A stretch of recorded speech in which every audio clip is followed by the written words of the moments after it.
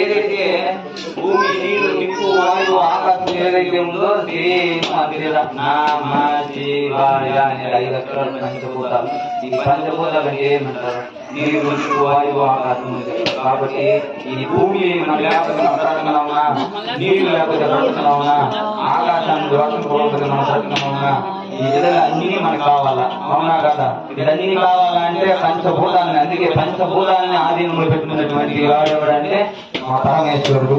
ఈయన కాశీ లింగేశ్వరుడు. ఎందుకంటే మన కాశీకి ఎట్లా మనం పోతామో తెలియదు. అందుకే అక్కడ పోనటువంటి వాళ్ళకి ఈ కాశీ లింగాన్ని దర్శిస్తేనే చాలు, సూచిస్తేనే చాలు, కాశీకి పోయినంత పుణ్యం అంటే ఏం మాట్లాడుతూ. కాకపోతే స్వామి భూమిలో ఉంటాడు. కాబట్టి రాబోయే కాలంలో దీన్ని కూడా మనము రాతి మండపం కట్టబోతాం. రాతి మండపం కట్టినప్పుడు స్వామిని కిందికి పెట్టేస్తాం. కాశీలో ఏ విధంగా ఉందో అదే విధంగానే ఇక్కడ గుడి కూడా కట్టబోయేది కూడా ఆ విధంగానే.